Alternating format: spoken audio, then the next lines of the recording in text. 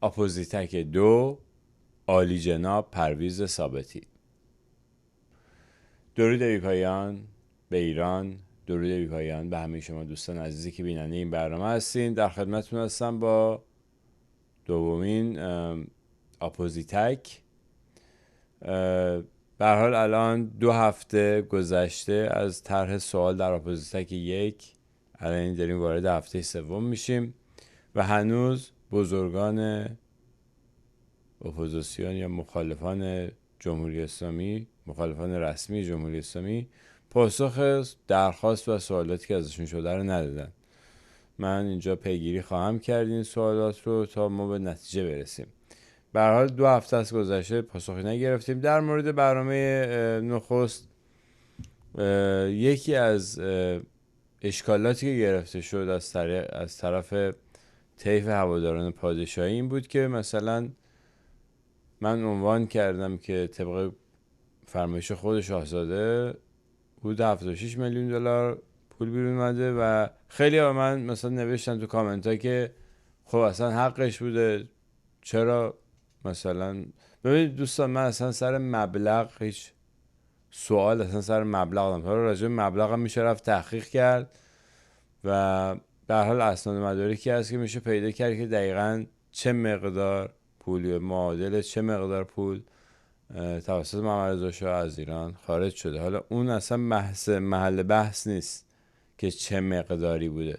سوال این بود که آیا وصیت‌نامه از ایشون به جا مونده یا نه، و اگر وصیت‌نامه بر جای مونده آیا بندی به عنوان این که شما ولیعهد من با انقدر بخش 10%، 20%، 2%، بعد بری تاج و تخت رو پس بگیری یا اینکه آخوندها رو از ایران بیرون کنی، آیا چنین بندی در این وصیت‌نامه هست؟ ببین این سوالیه که تاریخ نگاران به دنبالش خواهند رفت. یعنی سوال من تنها نیست، سوالیه که تاریخ داره از شما و چه کسی از شما معتبرتر؟ فرزند محمد رضا شاه، ولیعهد قانونی محمد رضا شاه و کسی که به حال معتبر از نظر بسیاری که او رو دنبال میکنن و حتی از نظر خود تاریخ نگاران معتبر گفته ایشون. شما بیاین بفرمایین که آیا چنین وصیت‌نامه‌ای وجود اصلا آیا وصیت‌نامه‌ای وجود داشته یا نه؟ اگه وجود داشته آیا چنین بندی درش بوده یا نه؟ محتوای این وصیت‌نامه بخشی از تاریخ ایرانه. به هر حال محمد رضا شاه پادشاه ایران بوده و نامش در تاریخ باقی خواهد ماند. برای همین با توجه به اینکه به اون شکل در خارج از ایران جان سپردن، مهمه که آیا وصیت‌نامه از خودشون بر جای گذاشتن یا نه. این خیلی خیلی مسئله مهمیه که تاریخ نگاران قطعا به دنبالش خواهند اومد. به هر حال من برای احترام به طرفداران قدیمی اپوزیت که از طیف هواداران سامانی پادشاهی یا مشروطه خواهان پادشاهی خواهان هستن و معترض شده بودن، من برای احترام اونا خواستم فقط این مسئله رو روشن کنم که اصلا در مورد مبلغی که اومده از ایران خارج شده سوالی نیست. فقط راجبه، یعنی در این برنامه گذشته اپوزیتکی که شما ملاحظه کردین، فقط در مورد وصیت‌نامه پرسش شد که آیا وصیت‌نامه، به غیر از اینکه حالا درخواست مشترکم از تمام سران اپوزیسیون شد برای اینکه بیان گزارش کار بدن، ولی سوال مشخصی که از آقای شاهزاده رضا پهلوی مطرح کردم این بود که آیا چنین وصیت‌نامه اصلا وجود داره نداره، یا اگر وجود داره آیا چنین بندی درش بوده یا نه. همین، این مال این قسمت بود. حالا میایم به سراغ برنامه این هفته که نامش از عالی جناب پرویز ثابتی. در راستای فاجعه نابودی ایران، در ضمن بگم این فاجعه نابودی ایران یه چیزیه که ما به مرور زمان رو تنمون حس میکنیم و بعضی وقتا یه دفعه خیلی شدید حس میکنیم. یعنی یه دفعه مثلا میریم آب خونه رو باز میکنیم، یه آب نمیاد. یه دفعه یکی از عزیزان یا بستگانمون در یه ماشین مثل پرایدی از این پژو پارسا اینا که میدونیم با حلبی درست میکنن، اینا یه دفعه صدمه میبینه، جانش از دست میده، اونجا دردمون میاد. یه دفعه دریاچه ارومیه خشک میشه، فلان رودخونه خشک میشه، ما موقع این درد رو تنمون حس میکنیم. باغمون خشک میشه بخاطر اینکه آب نیست، بیابیه مثلا. و تمام اینا رو حالا در اون اپوزیتا، در اون 407 اپوزیت نشان داده شد که سوء مدیریت یا ندانمکاری یا هر چی اسمشو میذارین چطور باعث شده این سوء مدیریت های جمهوری اسلامی، یا بهتر بگم این نوع مدیریت اسلامی که جمهوری اسلامی داره، چه بلایی به سر ایران آورده که تمام اینها میرسه به جمهوری اسلامی. جمهوری اسلامی در حقیقت این فاجعه رو داره میچرخونه و این فاجعه به وسیله جمهوری اسلامی داره انجام میگیره و ما هم باید دردشو بکشیم. به هر حال برای اینکه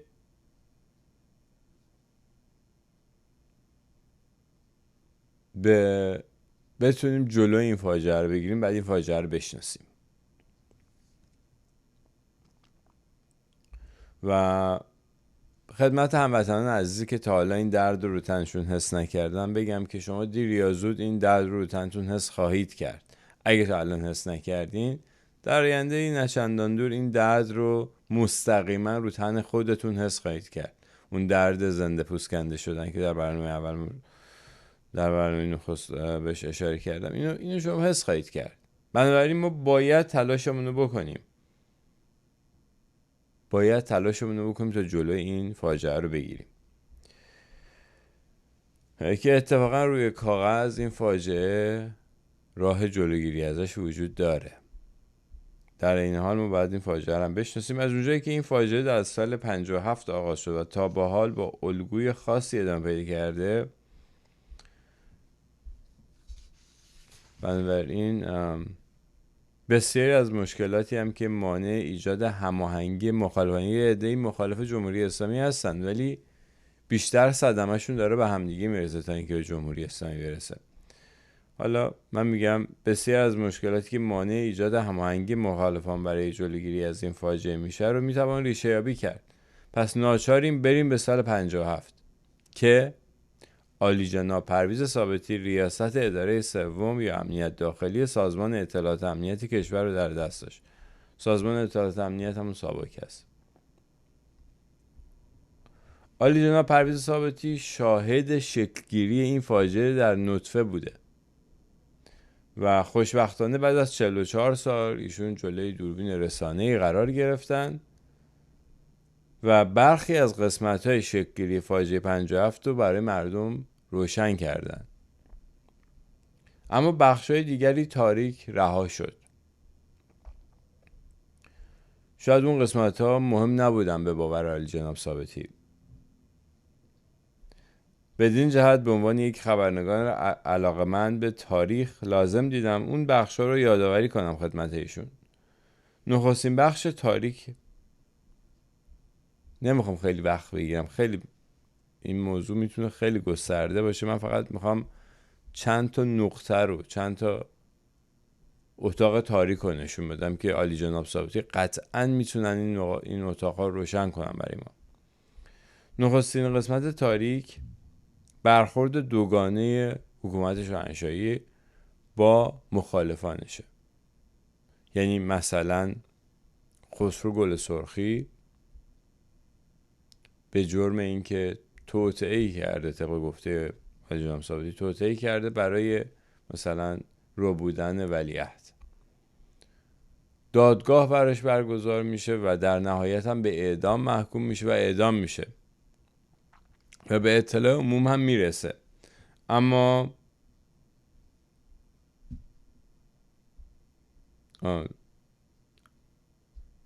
به غیر از خسرو گل سرخی مثلا یکی دیگه کسانی که خیلی اون زمان در همون سالها، اوایل دهه 50 خیلی سر و صدا کرد و موضوع مهمی بود، هنوز که هنوزه بعضی وقتا برای اینکه نشون بدن در اون رژیم گذشته مثلا ظلم بوده یا بی‌عدالتی بوده، روی این موضوع دست میذارن. مسئله کشتن بیژن جزنی و اعضای گروهش 13-14 نفر بودن که گفته شد در همون زمان که اینا میخواستن فرار کنن، در حین فرار بهشون تیراندازی کردن و همه رو کشتن. هر 13-14 تا همه کشته شدن که اتفاقا جناب آقای احمد فراستی در مسابقه افتخار دادن به من و یک سلسله مسابقه ما با هم داشتیم، ایشون اشاره کردن که چطور این اتفاق افتاد. به هر حال بیژن جزنی اصل جرمش این بود که یه اسلحه داشت، یه اسلحه پیدا کرده بود، حالا خودش یا اعضای اون گروهش پیدا کرده بودن، این نرفته بودن از یه کشوری بگیرن، یه کشور خارجی بگیرن یا بخرن، اینو پیدا کرده بودن این اسلحه رو و این اسلحه رو نگهداری کرده بودن و این اسلحه حتی یک گلوله هم باهاش شلیک نشده بود. حالا مثلا ممکنه یه برنامه‌هایی ریخته بودن، یه کارایی می‌خواستن بکنن، ولی هیچ کس رو با این اسلحه به قتل نرسوندن. جرمشون داشتن این اسلحه بود و در نهایت جان خودشون از دست دادن به دلیل تفکراتی که داشتن و این داشتن این اسلحه مدرک جرم بود به هر حال.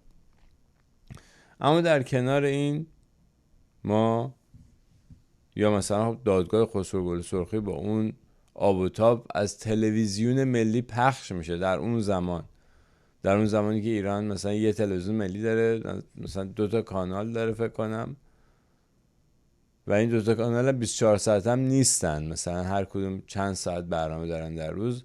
این برنامه درش گنجونده میشه که از اون شبکه پخش بشه که همه مردم حتما ببینن که این خسرو گل سرخی واقعا یک جوان مجنونی. امروز که نگاه میکنیم میبینیم که جوان که مغزش درست کار نمیکنه دیگه، مثلا از اون حرفایی که داره میزنه.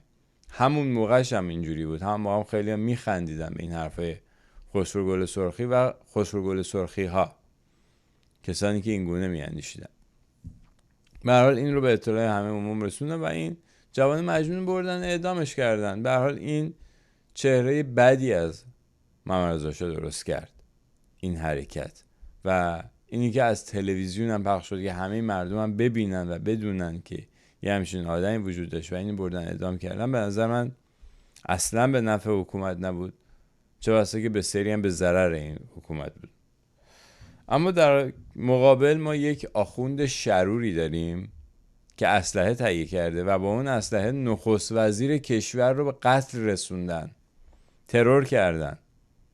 آقای علی اکبر رفسنجانی کسیه که اون اسلحه رو تهیه کرده و در اختیار گروه فدایان اسلام گذاشته و اونا رفتن نخست وزیر کشور رو آقای حسن علی منصور رو ترور میکنن باش. خب آقای رفسنجانی چه اتفاقی براش میفته؟ بعد از 2 سال آزاد میشه. 2 سال، فقط 2 سال میره زندان و آزاد میشه و به مردمم نمیگن که آقا یه همچین آخونده شروری رو ما گرفتیم و الان هم تصمیم گرفتیم که آزادش کنیم، مثلا رأفت ما نمیتونیم کسی رو بکشیم یا مثلا به هر دلیلی، چون حالا مثلا روحانیه و آخونده ما اینو نمیکشیم. ولی بدونین شما مردم ایران که این آخونده شرور الان در بین شماست، آزاده.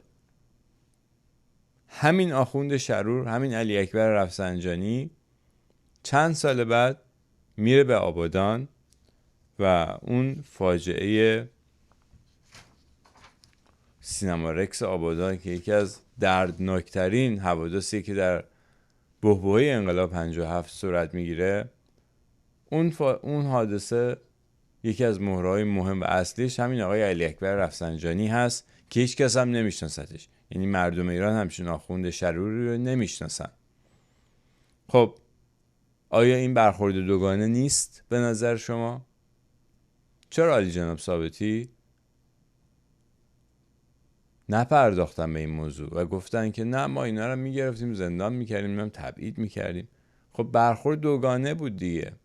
چرا علی جناب پرویز ثابتی از خود شما میپرسم، میدونم که بیننده این برنامه هستین الان، بفرمایید شفاف جلوی مردم ایران که چرا حکومت گذشته چنین، کی تصمیم میگرفت که رفسنجانی رو آزاد کنن ولی گل سرخی رو بکشن، جزنی رو بکشن؟ کی این تصمیم میگرفت؟ خود محمد رضا شاه دستور چنین کاری رو میداد؟ یک شخص دیگری بود، یه جریان دیگری درون حکومت وجود داشت که داشت اینو جلو میبرد. این روشن نشد. در کنار علی اکبر رفسنجانی یه عده آخوند شرور دیگه هم دور حسین علی منتظری بودن که اینها با دولت‌های خارجی به طور مشخص با سرویس اطلاعاتی آمریکا، سازمان CIA در ارتباط بودن و در اون زمان این عده میرن در سال 54 یک سری از آخوندهای مخالف خمینی رو میکشن. یعنی کسانی که نظریه ولایت فقیه خمینی رو رد میکردن و آخوندهای افراطی رو اصلا کلا در یه جای دیگه قرار میدادن و قبولشون نداشتن. به هر حال یک دوگانگی در بین آخوندها وجود داشت. یه عده آخوندی بودن که مخالف خمینی بودن، از جمله آیت الله شمس‌آبادی، و اینها به دست سید مهدی هاشمی و اطرافیان و گروهی که یک شبکه درست میکنه. سید مهدی هاشمی یک شبکه‌ای در اصفهان درست میکنن، در اصفهان و شهرک‌های اطراف اصفهان از جمله نجف آباد و اینا میفتن به ترور کردن این روحانیون به قول معروف یا این آخوندها. از جمله معروف ترینشون آیت الله شمس‌آبادیه که ترور میکنن اینا رو و اتفاقا دستگیر هم میشن، اما حکم اعدام نمیگیرن. دادگاهشون هم از رسانه ها پخش نمیشه، از تلویزیون ملی پخش نمیشه دادگاهشون. شاید در حد چند تا خبر توی چند تا روزنامه یه چیزایی چاپ میشه ولی پرداخته نمیشه اصلا. یعنی بمب خبری نمیشه. این اتفاق به این مهمی که اصلا این آیت الله شمس‌آبادی کی بود کشته شد، چرا کشته شد، مسئله چی بود، هیچ تحقیقی نمیشه روش. یا اگر شده به هر حال علی جناب ثابتی الان حی حاضر هستن، میتونن به ما بگن که چه تحقیقاتی شد. آیا کشف شد که سید مهدی هاشمی از سرویس های امنیتی خارجی از سازمان CIA داره پول میگیره و سید مهدی هاشمی کسیه که یعنی اون گروهی، اون شبکه‌ای که سید مهدی هاشمی مجری طرحش هست، وصل به بهشتی، خلخالی، با هنر و بسیاری از آخوندهایی که بعداً توی جمهوری اسلامی سمت‌های بالایی گرفتن. خب اگه تحقیقی میشد تمام اون شبکه کشف میشد و میشد دستگیرشون کرد. آیا شد این تحقیقی یا نشد، یا در چه سطح، چرا تحقیقی نشد اگه نشد؟ اینها سوالاتی هستن که عالی جناب ثابتی میتونن بهش پاسخ بدن. و یک سوال خیلی بزرگتر همه اینا که تا الان مطرح کردم، مسئله مسئله تبدیل حکم اعدام به زندان ابد آقای مسعود رجوی که بعداً میشه رهبر سازمان مجاهدین خلق و در همون زمانم حالا جزء رهبری بود یا به هر حال جزء تشکل کوچیکی از مجاهدین، اونقدر بزرگ نبود مجاهدین خلق در اون زمان، ولی مجاهدین خلق تنها سازمان یا گروهی بود که داشت در کنار فدایان اسلام و سال مثلا چند سال بعد از ثوره منصور به جرم توطئه بر علیه حسین اعلی که جزء دربار بود، به هر حال بعداً فدایان خلق متلاشی میشه و جایگزین فدایان خلق یک گروه دیگه ای میشه. این بار نه از روحانیون بلکه از دانشجویانی که اکثرا هم مذهبی بودن. البته بعداً انشعاب میکنن، یه سریاشون مثلا کمونیست میشن یا سوسیالیست میشن، یه عده دیگه‌شون مذهبی میمونن، مسلمان میمونن. حالا با اون مسائلش من واقعا کاری ندارم، ولی به هر حال این گروه مجاهدین خلق یا سازمان مجاهدین خلق تعدادی ترور انجام میده، تعدادی بمبگذاری انجام میده. نه مثل خسرو گل سرخی که هیچ کاری نکرد، یعنی فقط حرف زده بود. نه، سازمان مجاهدین خلق رسما میرن یه سری از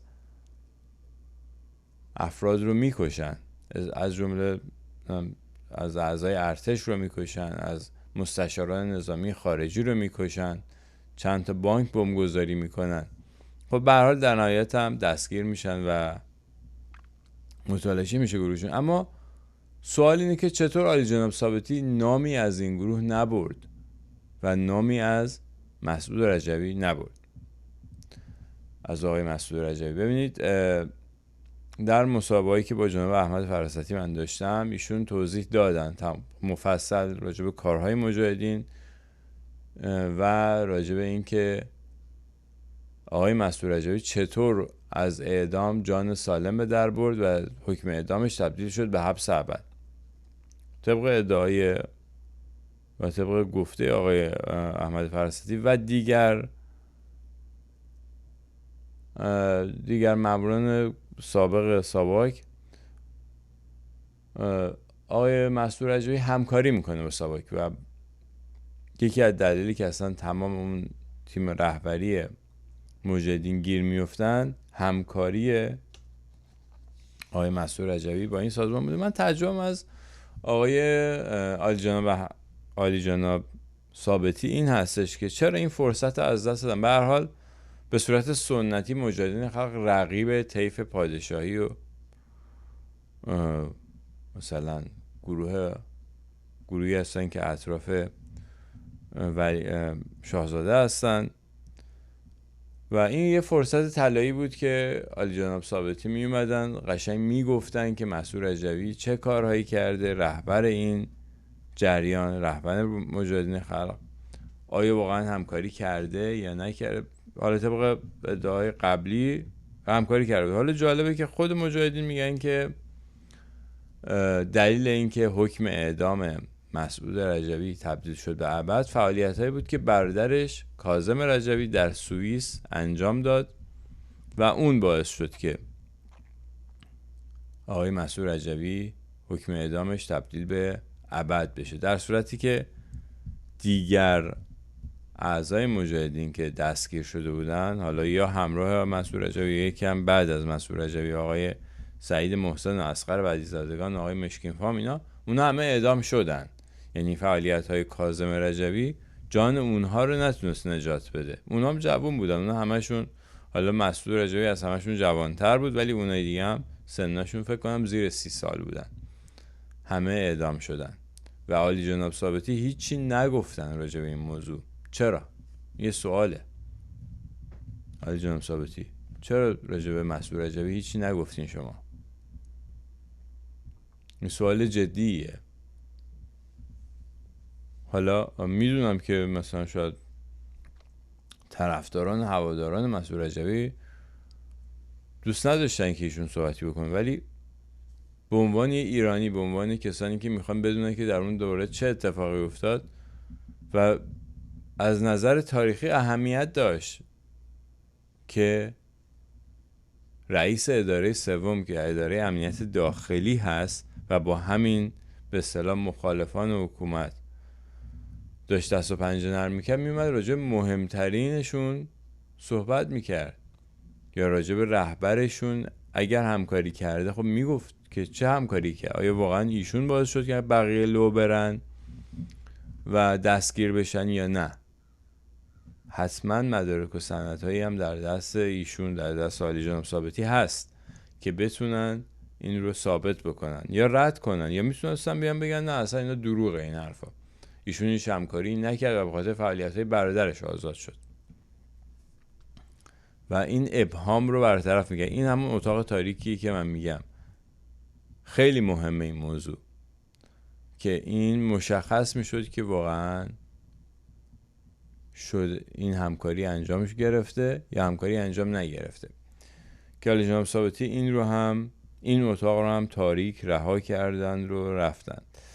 و بعد از این میرسیم به یک ماجرای خیلی خیلی مهم و حائز اهمیت که در دوران گذشته اتفاق افتاد. میدونید همیشه صحبت میشه از این که کاگبه یا روسا هم در ایران فعالیت داشتن، حتی هنوز میان کتاب چاپ میکنن که مثلا خامنه ای عامل مثلا کاگبه بوده و هنوزم داره به روسیه، مثلا بعد از اینکه حالا شوروی فروپاشی شد و مثلا اون سیستم کمونیستی از بین رفت، هنوز هم خامنه ای داره برای روس ها کار میکنه، حتی کتاب چاپ میشه در این زمینه.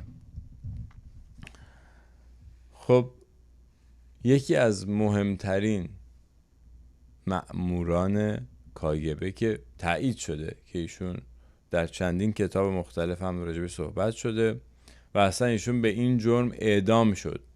سرلشکر احمد مقربی. سرلشکر احمد مقربی شاید مهمترین جاسوس سرویس های امنیتی خارجی بود که درون نظام پادشاهی داشت یه شغل خیلی مهم داشت. سرلشکر بود، در اون سطوح بالای ارتش بود، در نتیجه اطلاعات بسیار ارزشمندی رو به روسیه، به شوروی سابق اون زمان منتقل کرده بود. خیلی اطلاعات مهمی بود و انقدر این مأمور مهم بود که دستگیر شدنش و لو رفتنش خیلی سوال برانگیز بود و عجیبه که عالی جناب ثابتی هیچ صحبتی در زمینه دستگیری احمد مقربی هم نکردن. این هم خیلی نکته عجیبی بود. به هر حال جناب احمد فراستی در هم مسابقاتی که با من داشتن توضیح دادن این رو و در کتاب نگاهی به شاه نوشته آقای عباس میلانی هم یک روایت آمده. در کتابی هم که جناب آقای مرتضی موسوی اخیراً چاپ کردن به نام ساواک از تأسیس تا انحلال، در این کتاب هم یک روایتی نقل شده که سرلشکر مقربی چطور گیر افتاد، دستگیر شد و هر سه روایت، یعنی و البته روایت کتاب نگاهی به شاه، چون آقای عباس میلانی در چند جای مختلف این کتاب ذکر کردن که مصاحبه هایی داشتن با آقای عالی جناب پرویز ثابتی و بیشتر اطلاعاتشون رو در این زمینه سابق و مسائل امنیتی از ایشون گرفتن. برای من حدسم اینه که این روایتی که در کتاب نگاهی به شاه آمده روایت عالی جناب ثابتی باشه. ایشون میتونن راجع به اینم برای ما روشنگری کنن که آیا این روایت ایشون هست یا چقدر اصلا قبول دارن این روایت. بخاطر اینکه این روایت ها هر سه روایت یه نکات، یه قسمتایش با هم فرق داره، اما در یک نقطه مشترکه و اون اینه که سرلشکر احمد مقربی جاسوس کارکشته کاگبه که بیش از 10 ساله داره این کار رو انجام میده و این اطلاعات رو رد میکنه میبره، اتفاقی دستگیر میشه، اتفاقی گیر میفته و اتفاقی دستگیر میشه. که این به لحاظ مسائل امنیتی اگر دنبال که علاقمند باشیم به داستانهای امنیتی خیلی بعید به نظر میرسه که یه همچین جاسوسی اتفاقی گیر بیفته. حالا این اتفاق چجوریه؟ ببینید این واقعا هم عجیبه که در 5 برنامه 1 ساعت و نیمه عالی جناب ثابتی حتی 2 دقیقه وقت و اختصاص ندادن به احمد مقربی و در 5 برنامه 1 ساعت و نیمه هیچ نامی از مسعود رجبی و گروه سازمان مجاهدین خلق و فعالیتاش نبردن. به هر حال حالا میریم جلوتر، بیشتر باز میکنم این مسئله رو براتون، ولی عجیبه دیگه. به هر حال واقعا چرا عالی جناب، چرا راجب احمد مقربی چی نگفتین شما؟ روایت که اگه کتاب نگاهی به شاه رو دم دستتون هست، البته پی دی افش هم آنلاین میتونین پیدا کنین، از صفحه 450 تا 454 در مورد روایت دستگیری احمد مقربی مطالبی نوشته شده اونجا که واقعا این مطالب خیلی مورد داره. من چون دیدم از حوصله این برنامه ممکنه خارج بشه پرینت کرده بودم که بگم، ولی دیدم که ممکنه طولانی بشه و حوصله شما سر بره. فقط چند تا نکته مهمش رو بهتون میگم. در ابتدا گفته میشه که یه دفعه یه جاسوسی ساواک داشته درون سفارت شوروی به نام علیوف. حالا انقدر یعنی مثلا دیگه این سیستم کاگبه و شوروی سوراخ بوده به قول معروف که ساواک اصلا یه مأمور داشته توی سفارت شوروی به نام علیوف. بعد این مأموره یه دفعه متوجه میشه که بله اینا هی دارن میرن به خیابون، نه یعنی خیابونش هم معلومه، این جاسوس ساواک در سفارت شوروی مثلا دربون و خدمتکار اینا نبوده، توی جای بالایی هم بوده که اینو متوجه میشه که آقا مأمورهای کاگبه میرن به خیابون نفت، انگار مثلا میگفتن که ما داریم میریم کدوم خیابون، میرن به خیابون نفت و با یکی از افسران برجسته ارتش شاهنشاهی در ارتباطن، که خود این به نظر من زیر سوال هست. بعد این موقع این خبر به ساواک میرسه و ساواک میره خیابون نفت رو بررسی میکنه، ببینه که چند تا افسر دارن اینجا زندگی میکنن، چند تا از اعضای ارتش شاهنشاهی دارن در این خیابون زندگی میکنن. حالا اینی که اصلا این مأمور کاگبه با مأمور برجسته شون دم خونش قرار میذاشتن، نمیشد مثلا توی خیابون دیگه قرار بزنن یا مثلا هیچ راه دیگه ای نبود. البته در این داستان اشاره میشه که این ارتباطات خیلی خیلی پیشرفته و دقیق بوده، ارتباطاتی که سرلشکر مقربی با اعضای کاگبه داشته توسط دستگاه فوق العاده پیشرفته‌ای انجام می شده، که بعداً زمانی که سرلشکر مقربی از کشور خارج میشه ساواک میره به خونه ایشون طبق این روایت که در کتاب نگاهی به شاه آمده و اونجا این دستگاه ها رو پیدا میکنن. حالا مثلا این مأمور برجسته کاگبه خونه‌شو همینجوری خالی ول میکنه و میره و ماموران ساواک هم خیلی راحت میرن تو خونه ایشون و میبینن که او یه دستگاهی که اصلا اینا هم سر در نمیارن ازش، طبق این داستانی که در کتاب نگاهی به شاه آمده دارم اسم میگم، اینا نوشته شده همه.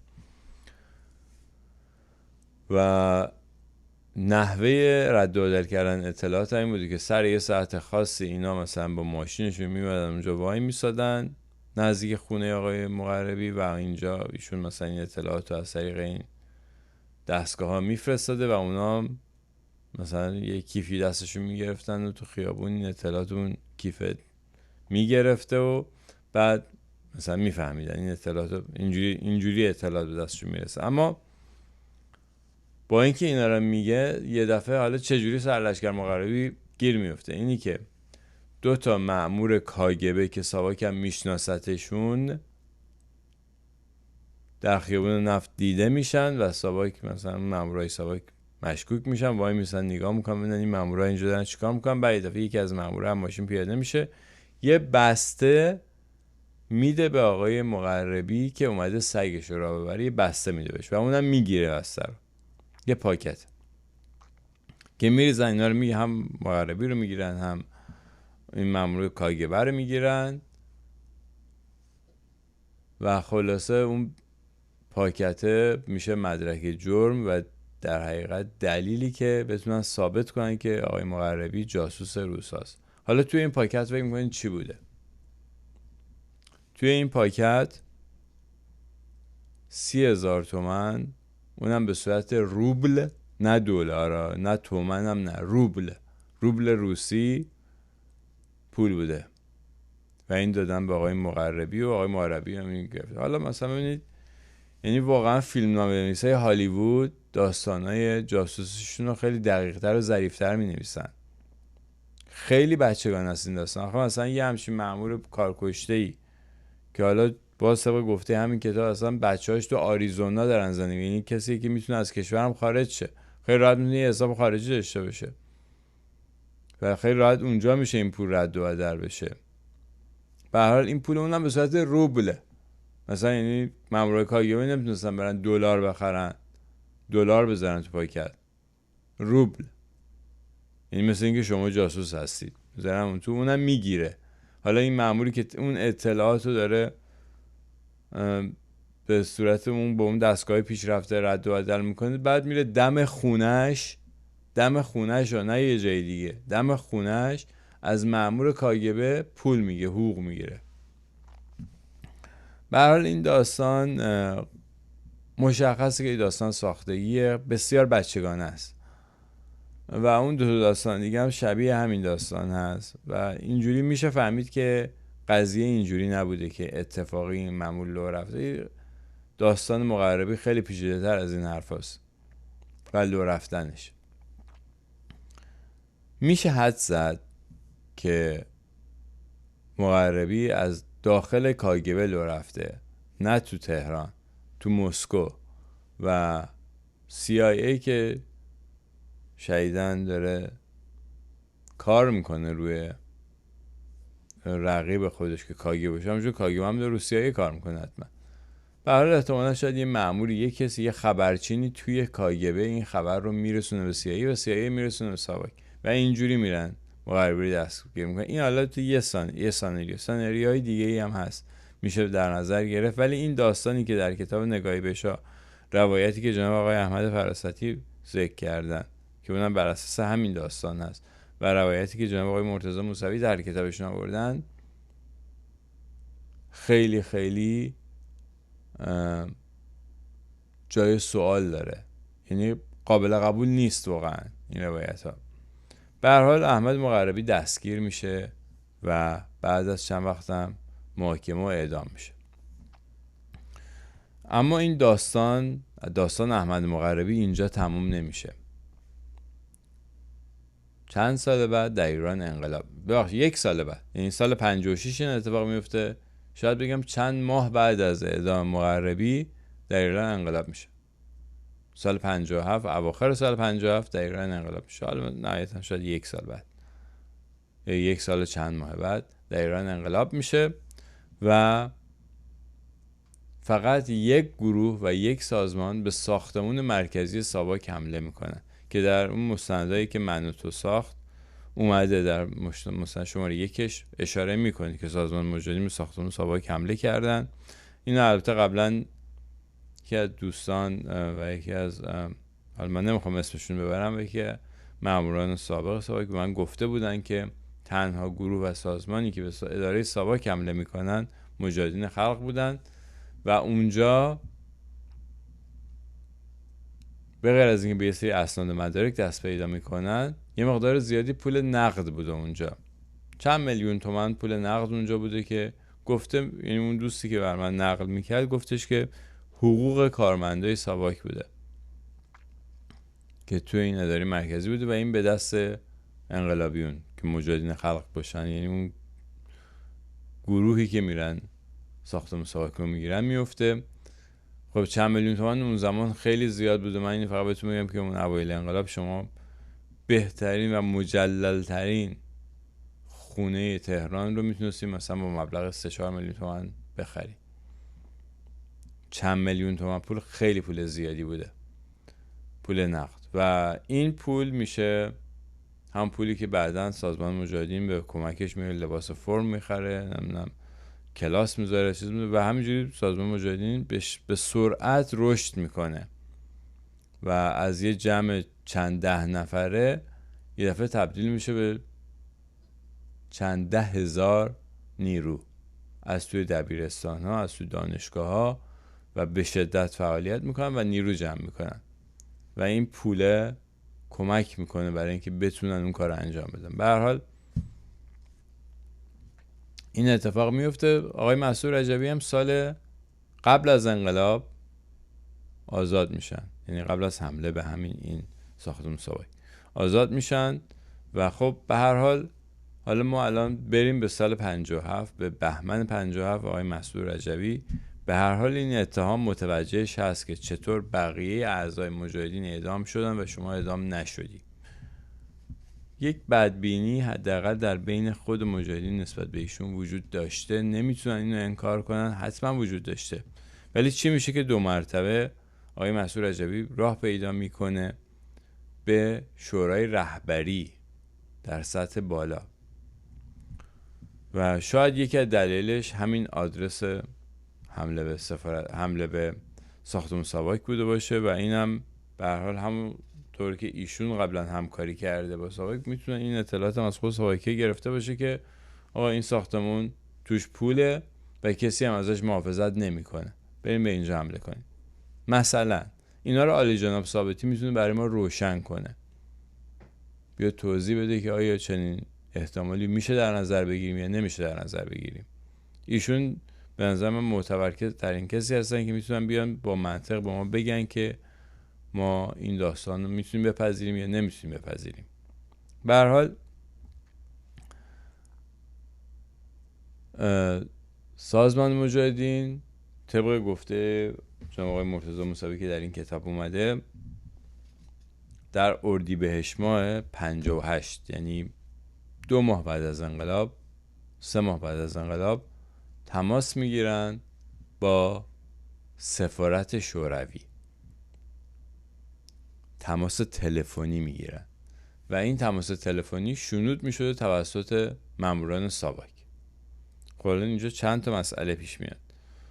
یکی این که خیلی قبلا صحبت میشد راجع به این که اصلا مجاهدین خلق رو کاگبه درست کرده تو ایران، یا یه سرویس امنیتی خارجی درست کرده، بخاطر اینکه خیلی روش‌های پیشرفته استفاده میکردن، دستگیر کردنشون آسون نبود یا مسائل اینچنینی.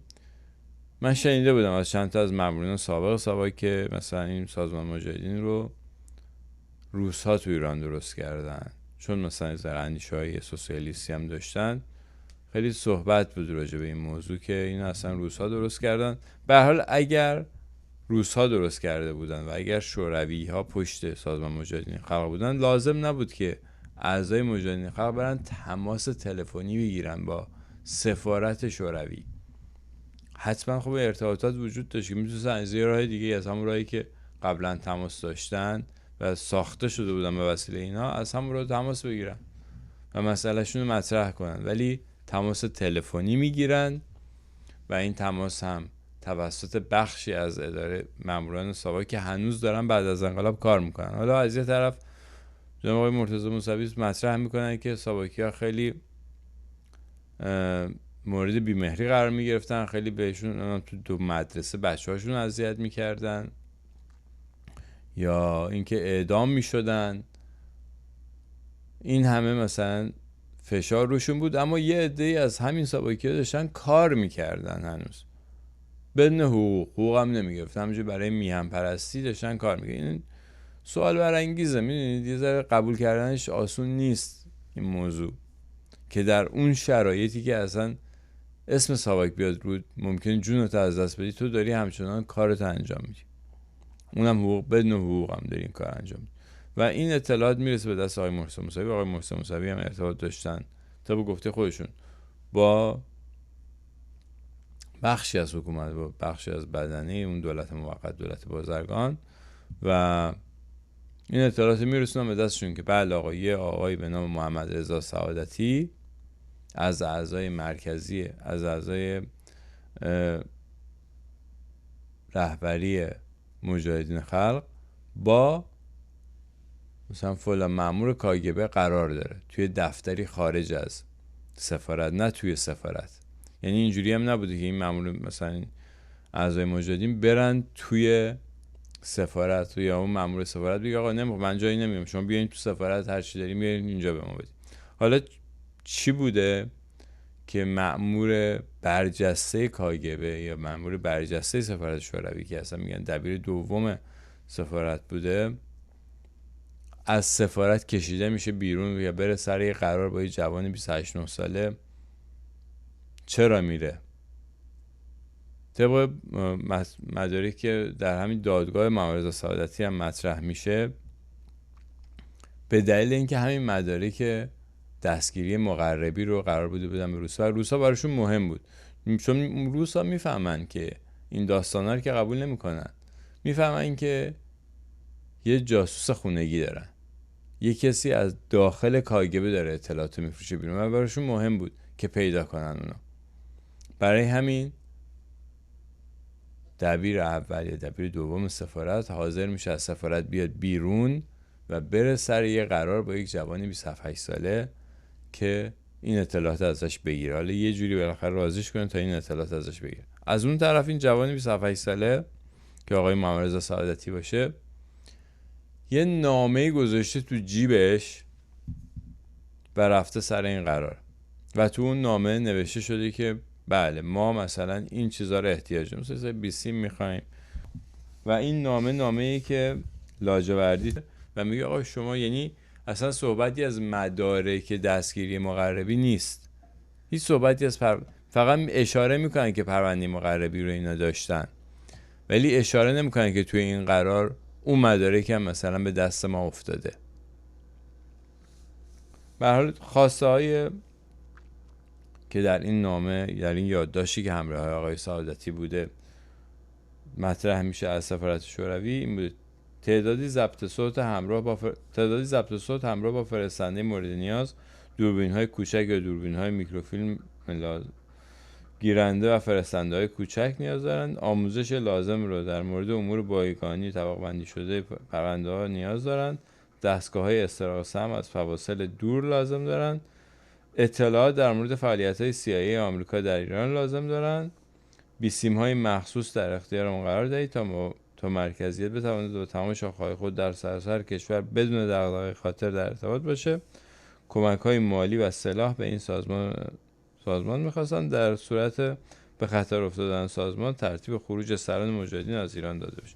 اینا خواستهایی بوده که در اون یادداشت مطرح شده و این میشه سند جاسوسی مجاهدین که به دست دولت انقلابی میفته، به دست حکومت اسلامی میفته و از همین جا دشمنی حزب اللهی ها با مجاهدین خلق که قبلا داشتن شونه به شونه هم با نظام شاهنشاهی می جنگیدن شروع میشه. از همینجا دشمنی شروع میشه. البته اختلافاتی از تو زندان هم داشتن، ریشه هایی داشتن، اختلافات فکری هم داشتن، اما اینی که اینقدر علنی بشه و دلیل بشه که اینا رو اونا اسلحه بکشن یا اونا رو اینا اسلحه بکشن به خاطر همینه، به خاطر همین نامه هست، به خاطر همین نامه‌ای که تو جیب آقای محمدرضا سعادتی پیدا میشه و همین قراری که با اون مسئول برجسته سفارت شوروی گذاشته میشه و میگه اینا جاسوسن، جاسوس روسیان، داشتن بس کشور جاسوسی میکردن و اون بسیجیان دو عالم اون زمان که عموما از آدم بی سوادی بودن خیلی راحت قانع میشن که بقیه هموطنانشون رو که حالا چون مجاهد خلق هستن بکشن و بسیاری کشته میشن. حتی هنوز فعالیت مجاهدین خلق به صورت رسمی ممنوع نشده بود، یعنی از 6 اردیبهشت 1358 چند ماه بعد از انقلاب، 2 ماه 3 ماه بعد از انقلاب تا 30 خرداد 60 که کلا دیگه مجاهدین خلق ممنوع میشن در ایران، بسیاری کشته میشن. بسیاری از هواداران یا اعضای مجاهدین خلق به دست همین حزب اللهیا کشته میشن که حالا اینم که من میگم هوادار مجاهدین خلق به هر حال اینا ایرانن دیگه، همون بچهای جوانای ایرانی اون زمانن، ایرانیان، یه سری از ایرانی‌ها به دست یه سری از ایرانی‌ها دیگه دارن کشته میشن. جوونم هستن همشون، پتانسیل خیلی بالایی دارن برای اینکه در جلوی این فاجعه رو بگیرن.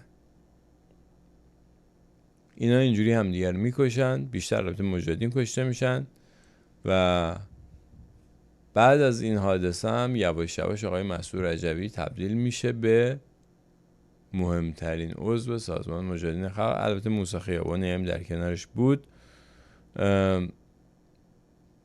و تصمیماتی که میگیره این گروه رهبری میگیرن، به جای این که این اختلاف کوچیک بشه، کوتاه بشه یا یه جوری بتونن فقط تمرکز کنن روی بزرگ کردن گروهشون یا چیزای دیگه، به هر حال این اختلافات بالا میگیره تا میرسه به 30 خرداد 60.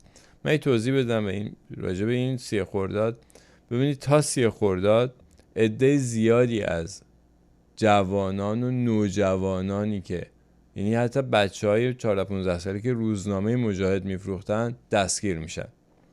خب حالا هر جوانی که دستگیر شده بالاخره یه خانواده چند نفر 3-4 نفر از اعضای خانواده‌اش هم دارن دادخواهی میکنن براش و اون تظاهراتی که ترتیب داده میشه در 30 خرداد 60 تمام این خانواده ها میرن در این تظاهرات شرکت کنن به امید اینکه بچه‌هاشون آزاد بشن. بچه‌های کم سن سال، بچه‌های 14-15 ساله به زندان میافتن، دختر و پسر، حالا بزرگتر ولی نهایتا دیگه مثلا 24-25 سالشون دیگه، بیشتر نبودن. تو این سنا خیلی هاشون کشته میشن تا خرداد 60. حتی تا خرداد 60 اون اتفاقی که میفته، یه دفعه آقای مسعود رجوی اعلام جنگ مسلحانه میکنه.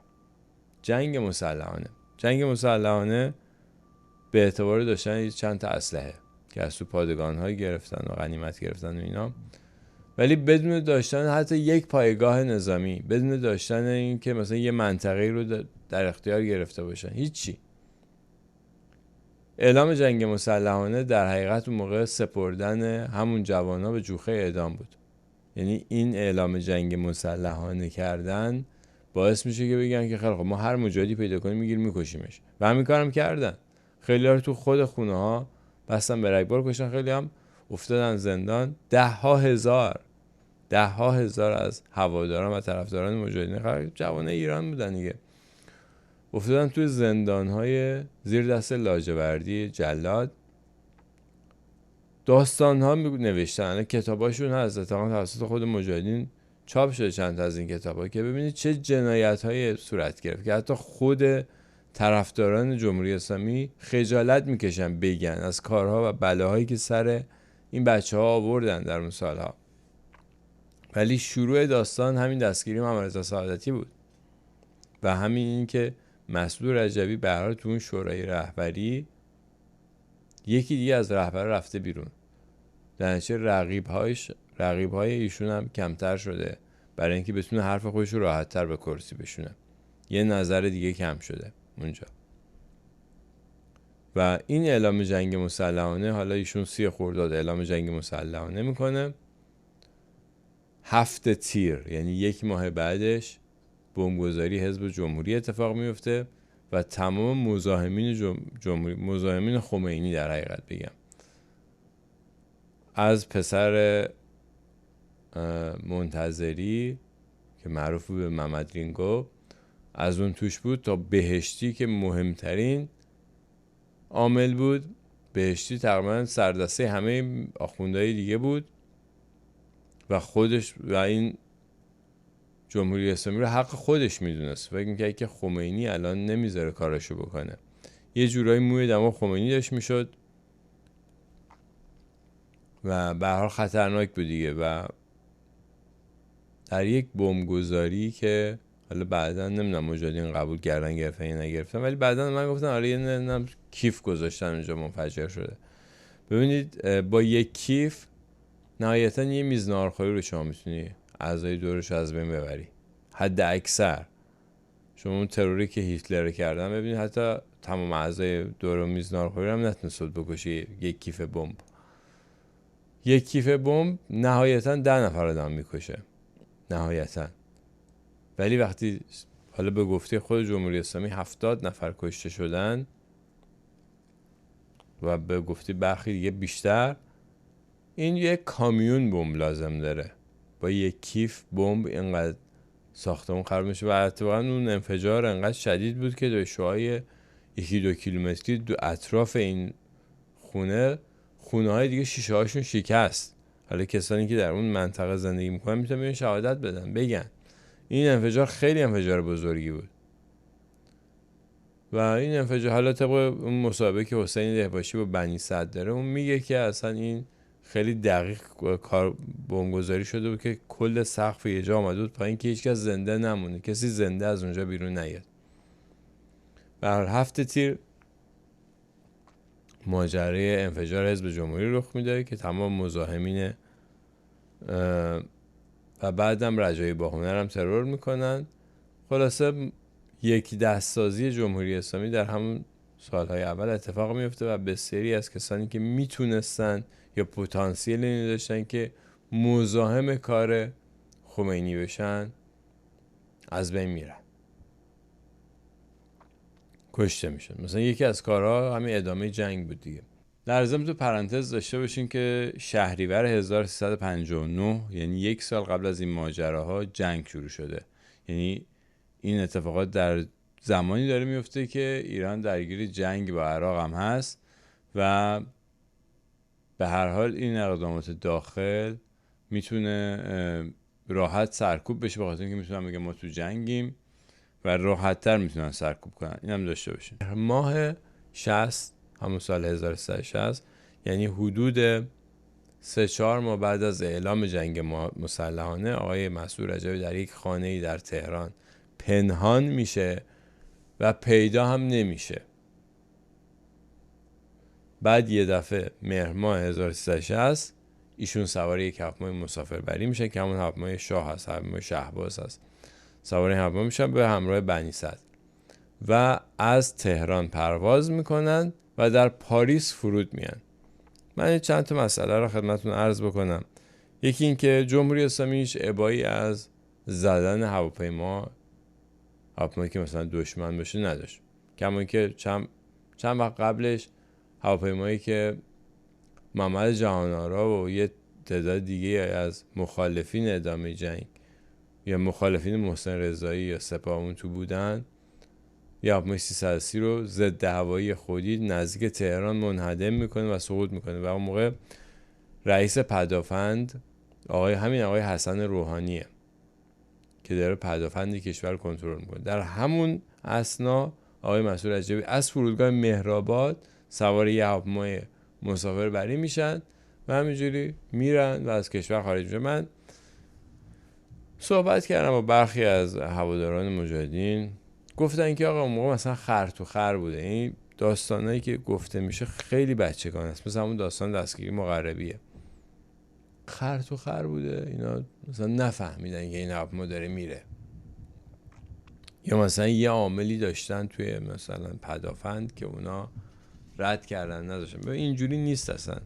اولا که حتی اگه جنگ هم نباشه، هواپیماهایی که روی آسمون کشور هستن توسط چندین رادار دارن دیده میشن، رصد میشن و هواپیما زمانی که روی باند قرار میگیره مسیر پروازیش مشخصه. مثلا اگه این هواپیما مثلا میگم قراره تبریز فرود بیاد، مشخصه که روی تهران چقدر ارتفاعش، رو قزوین که میرسه ارتفاعش چقدر میشه و طول و عرض جغرافی و ارتفاعش در تمام این مسیر مشخصه. به محض اینکه هر کدوم از این پارامترها خلافش، یعنی یه ذره طول عرض جغرافیش عوض بشه یا ارتفاعش حتی عوض بشه، رادارهای مختلف به اون اخطار میدن که آقا شما داری از مسیر پروازت خارج میشی. یعنی نیستش که فقط یه رادار مسئول این باشه و نمیشه بگیم که خر تو خر بوده، به خاطر اینکه هواپیما میخورن به هم دیگه. خر تو خر یعنی چی؟ مشخصه دقیقاً هواپیما که بلند میشه قراره کجا فرود بیاد. به علاوه اون سوختی که به هواپیما میزنن، با که این هواپیما جا داره مثلا 40,000 لیتر سوخت بگیره، مثلا میگم، خب برای رفتن مثلا به تبریز 5,000 لیتر سوخت میخواد. هیچ وقت مثل ماشین نیستش که مثلا بیام باکشو پر کنم بگه حالا میره میپره تا هر جا تموم شد 2 مرتبه بنزین میزنه. اینجوری نیست.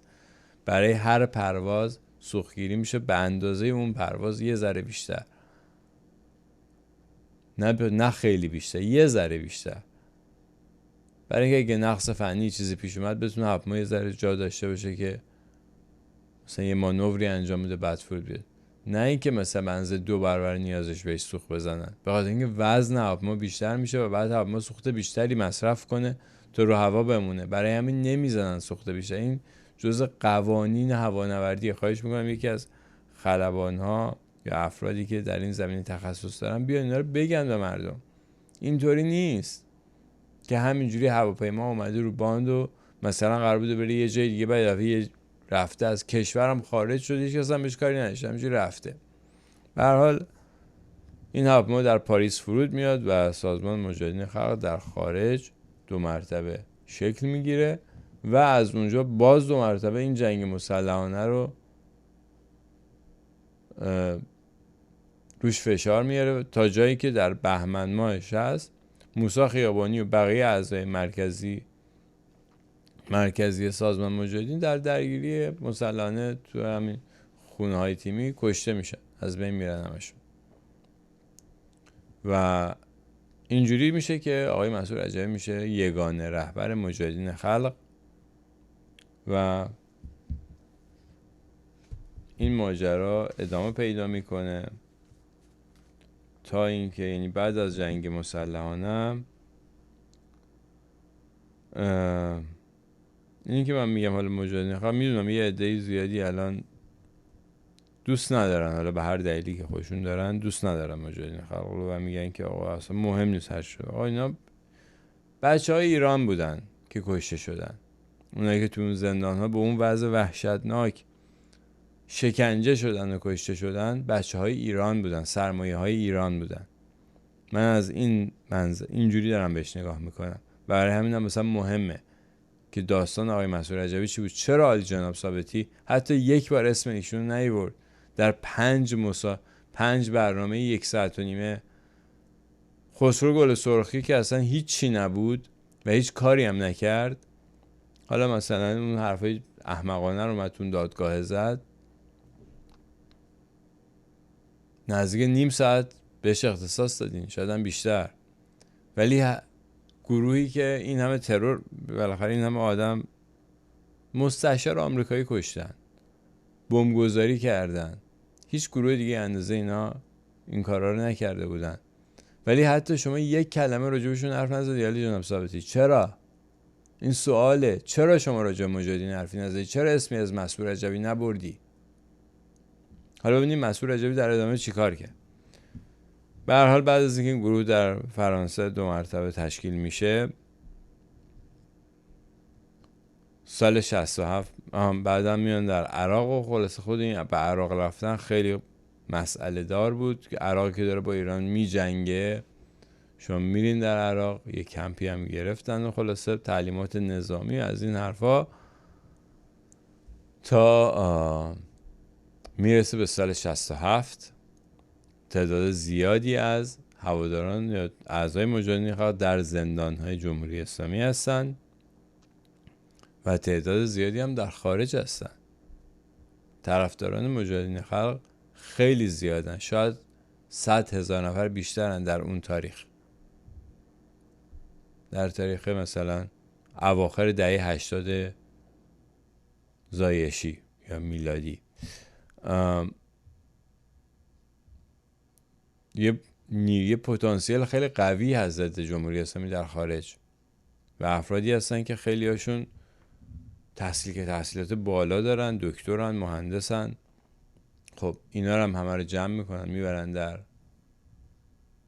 به همون کمپ اشرف، همه رو از سراسر دنیا، از آمریکا، از کشورهای اروپایی جمع میکنن میبرن اونجا، میشوننشون پشت توییتای لنگروز و میفرستنشون به داخل ایران. به این که مثلا ما میریم شهرهای ایران یکی بازازیگری میگیریم و حکومت جمهوری اسلامی رو هم سرنگون میکنیم و خب به هر حال همه در یک دره گیر میفتن و همه قتل عام میشن. یه چیزی در حدود 2-3 هزار نفر فقط اونجا قتل عام میشن و بعدم ماجرای طلاق ایدئولوژیک و کلا یعنی اون پتانسیل قدرتمندی که وجود داشت مزمحل میشه با رهبری جناب آقای مسعود رجبی و دیگرانی که دورش بودن، خانم مریم رجبی، آقای مهدی ابروشمشی. من برای همین سوال کردم که بیان لطفاً بگن که خب چی شد، برای چی اصلا این حمله انجام شد و چه دستاوردی داشت، چی گیر مجاهدین اومد، چی گیر مردم ایران اومد، اینجوری بگم بهتره. و بعد این شد بهونه برای اینکه بقیه اعضای مجاهدین خلق که در زندان بودن، در زندان‌های ایران بودن، در اون تابستان 67 همه اعدام شدن. حالا خود مجاهدین آمار میده بود مثلا 30,000 نفر، جای دیگه سازمان‌ها و نهادهای دیگه صحبت 4-5 هزار نفر، 6-7 هزار نفر میکنن. به هر حال صدمه وحشتناکی میخوره به ایران، به جامعه ایران. یعنی این آدمایی که اعدام میشن یا کشته میشن اینا خانواده دارن. شما حساب کارشو بکنید، کسی که برادرش، خواهرش اینجوری کشته شده، از دست داده، این چه جوری بزرگ شده، یا پدرش یا مادرش اینجوری از دست داده. بسیاری از بچه‌ها توی زندان‌ها به دنیا اومدن. حتی من اتفاقا تو همین آمریکا یکی از این بچه‌ها رو دیدم که تو زندان مثلا به دنیا اومده بود. خب اینا یک صدمه بزرگ روحی به یک جامعه است. خب یک جامعه چجوری از بین میره؟ همینجوری، با همین چیزا. و اینه که عالی جناب ثابتی به نظر من باید بیان بگن به ما. خیلی مهمه این مسئله. یعنی به لحاظ اخلاقی اصلا ایشون وظیفه دارن که بیان این مسائل رو روشن کنن برای همه ما که چی بود قضیه احمد مقربی، چی بود قضیه مجاهدین قبل از انقلاب، چی بود قضیه برخورد دوگانه با آخوندها چی بود؟ چرا سید مهدی هاشمی آزاد گذاشته؟ حالا جالبه که همین سید مهدی هاشمی بعد از انقلاب و بعد از این جمهوری اسلامی تمام این اتفاقی که میفته، بعدن این باند حسین علی منتظری میشن رقیب خمینی و موی دماغ میشن دیگه. خلاصه یه جایی همین سید مهدی هاشمی میره توی روزنامه لبنانی یه جورایی لو میده رابطه آخوندها با CIA با آمریکا رو سر همین قطعات هواپیماها و اینا که میمده ایران با روزنامه لبنانی. خلاصه اونجا میگیرن این سید مهدی هاشمی رو و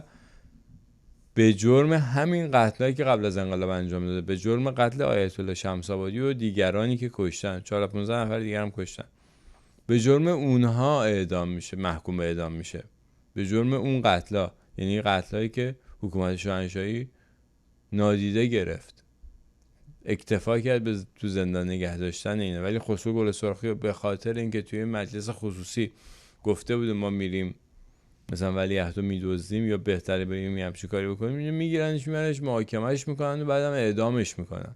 یا جزنی به خاطر داشتن یه اسلحه اعدام میشه و همه اینا به اطلاع عموم مردم ایران میرسه که از محمد رضا شاه بعدشون بیاد که بگن اوه چه شاه ظالمیه اینجا، این بچهای جوانای مثلا بیگناه میکشه و هیچ صحبتی راجع به رفسنجانی نمیشه. و گروه فداییان اسلام که چه و دارن میبینن که این اسلام داره چی کار میکنه تو ایران و باز هم بهشتی و باهنر میشن مسئول چاپ کتاب‌های درسی، کسانی که تصمیم میگیرن چه کتاب‌های درسی در ایران چاپ بشه، تعلیمات دینی رو چی توش بنویسن و آموزش بدن به بچه‌ها ایران. خب همون بچه‌ها بعدن جذب گروه‌های مذهبی میشن، همون بچه‌هایی که تو مدرسه این چیزا رو تو کلهشون میکنن جذب گروه‌های مذهبی. کی این تصمیماتو میگیره واقعا؟ حسین نصر رو کی میبره توی دربار که بعد متن سخنرانی معروف محمد رضا شاه قبل از انقلاب رو بنویسه، یکی از نویسندگان اون متن، که بعدن هم پسرش میشه مشاور اوباما و آقای ولی نصر و بعدم میان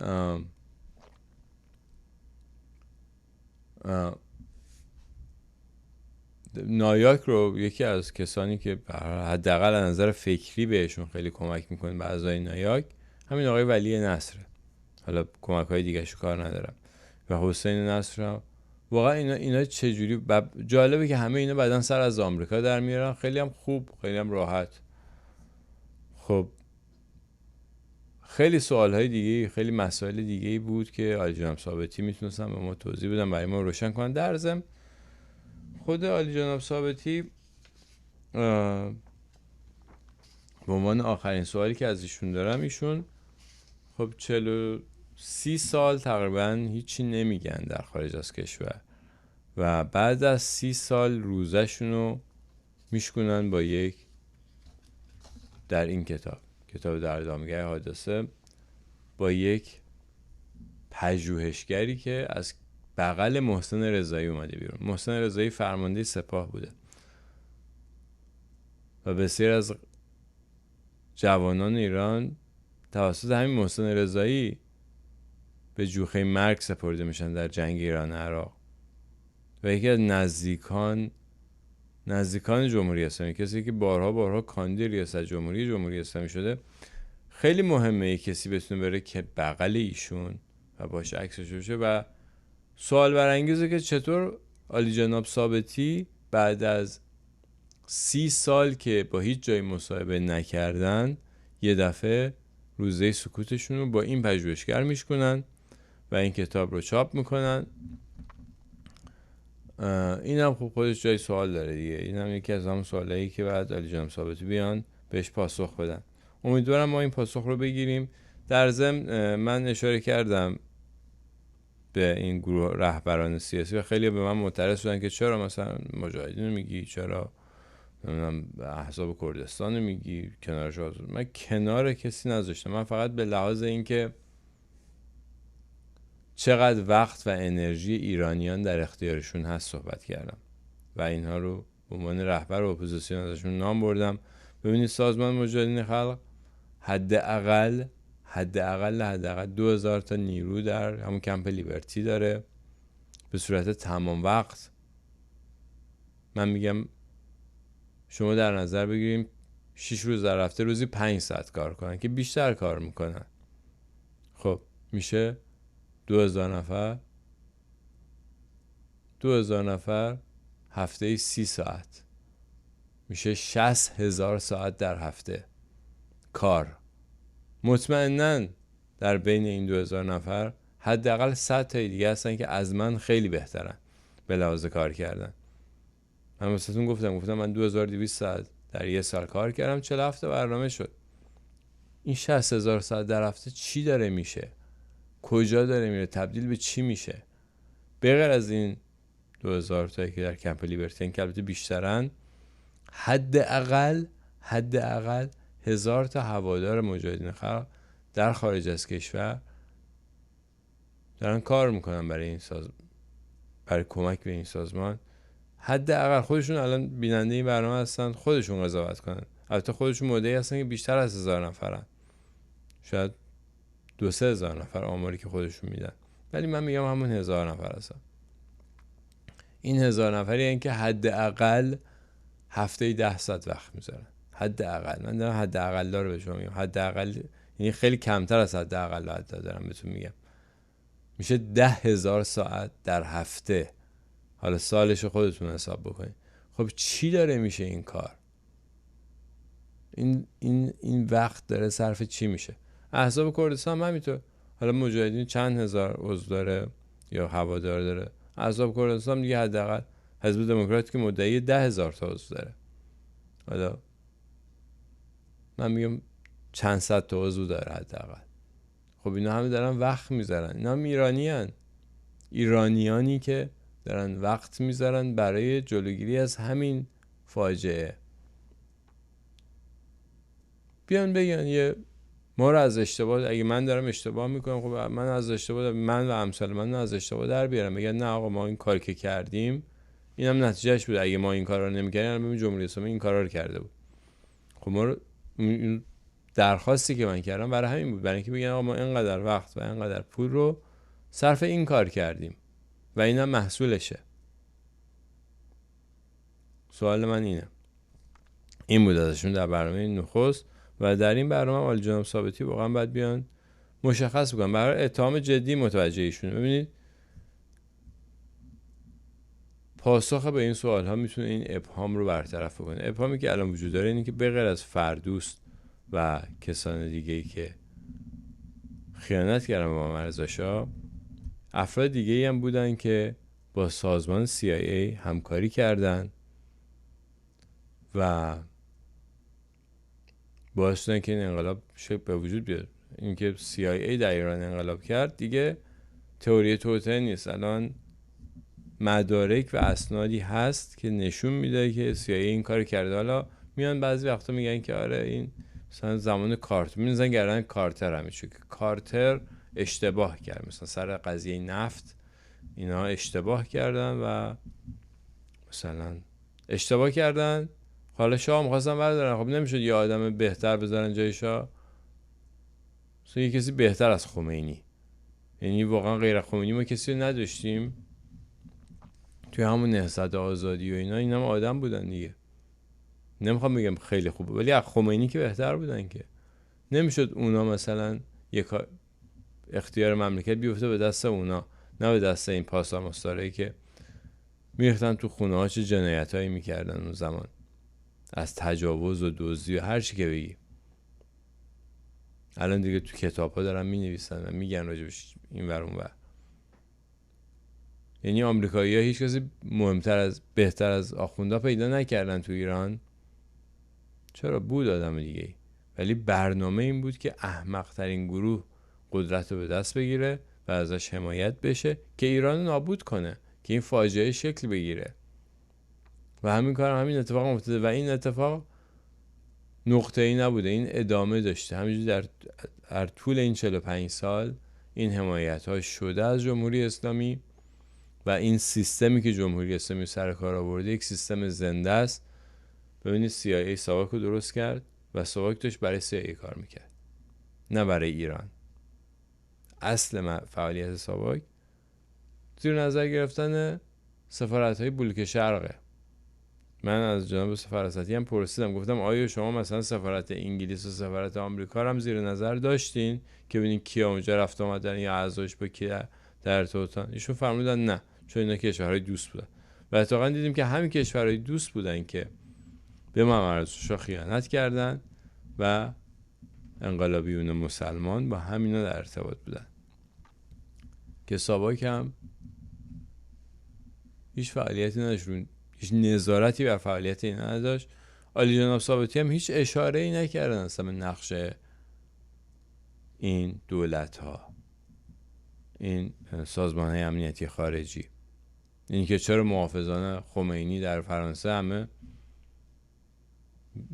به قیافه‌شون نگاه میکنی فکر میکنی آمریکایی، یعنی عراقی و ایرانی نیستن، اونا آمریکایی هن. هستش تصاویرشون. و اینکه ساواک به وسیله CIA به وجود اومد و بعداً ساواک وزارت اطلاعات به وجود آورد. نمونهش اینه که بعد از انقلاب داره بخشی از ساواک اصلا کار میکنه و اطلاعاتشو میده به جمهوری اسلامی. و اتفاقاً یه دوستی داره، یکی از اون کامنت هایی که تو برنامه که من با جناب فراستی ضبط کردم نوشته بودن که اصلا این بخشی از معامله‌ای بوده که هایزر میکنه با نظامیان ایران که بخشی از ساواک کار کنه با جمهوری اسلامی تا بتونه کنترل کنه. مثلا اون ببخشید لاتولوتای جنوب شهر تهران که کار امنیتی بلد نبودن، که کی بهشون یاد داد که چجوری این گروه ها رو پیدا کنن؟ خب تمام این چپ ها و توده‌ای ها اینا شناسایی شده بودن قبلا توسط ساواک. برای همین آدرس خیلی راحت تونستن برن همه رو از کار بندازن. و کارهای پیچیده دیگه جاسوسی و ضد جاسوسی که انجام شد توسط اون لاتولوتای جنوب شهر نبود، توسط ماموران حرفه‌ای امنیتی انجام شد و بخشی از ساواک همکاری کرد با جمهوری اسلامی تا اینکه جمهوری اسلامی بتونه سر کار بمونه. و اینها رو علی جناب ثابتی میتونستن برای ما روشن کنن آیا این درسته یا اینکه فقط یه شایعه است. ایشون میتونستن برای ما روشن کنن و تعجب میکنم که چطور در 5 مصاحبه 1 ساعت و نیمه اصلا به این موضوع اشاره نکردن. امیدوارم که بیان و این ابهامات رو برطرف کنن برای همه ما. و در پایان میخواستم بگم که این پرسش از سران جریان‌های اپوزیسیون، جریان‌های بزرگ مخالفین رو من ادامه خواهم داد. برنامه بعدی برنامه هستش که راجب آلترناتیو هست، راجب این هستش که اصلا ما تمام این فعالیت آزادی خانه‌ای که میخوایم هممون انجام بدیم برای چیه؟ ما میخوایم به چی برسیم؟ اصلا نوع حکومتی که ما دوست داریم تو ذهنمون هست، آیا اسمش مهمه فقط بسامون یا محتواش دوست داریم چی باشه؟ راجع به این مقدار صحبت میکنیم چی باشه بهتره، مثلا این چیز شبیه این مسائل رو باز میکنیم. این که مثلا چپ چیه، راست چیه، پادشاهی چیه، جمهوری چیه، اینا رو یه خورده باز میکنیم، راجعش صحبت میکنیم و راجع محتواش سعی میکنم که تا اونجایی که ممکنه بتونم مسائل رو براتون باز کنم. و برنامه بعدی 4م برنامه‌ای که مربوط میشه به زندگی خودم تا حدودی، اینکه اصلا من چه مسیر رو طی کردم تا رسیدم به اینجا. دیدم الان کیوان عباسی هم اومده یه همچین برنامه‌ای میخواد بذاره. به هر حال این برنامه آپوزیتک رو من 2 روز قبل از اینکه سکه مغزی بکنم میخواستم اجرا کنم. یعنی یه برنامه بود که از مدت‌ها پیش در ذهن من بود. حالا در برنامه 4م بهتون توضیح میدم که چرا این برنامه کم بود توی کارهایی که من انجام دادم، در کل فعالیت رسانه‌ای که تا الان انجام دادم. یه جای خالی داشت و اون پرداختن به اپوزیسیون بود و این از مدت‌ها قبل تو ذهن من شکل گرفته بود که ما باید این مسئله رو هم حل بکنیم تا بتونیم برسیم به آزادی ایران. من واقعا باورم اینه، آرزوم اینه که ما میتونیم ایران رو آزاد بکنیم و برای این آرزو تلاش میکنم تا اونجا که بشه. تا ایداری بعد. بدرود.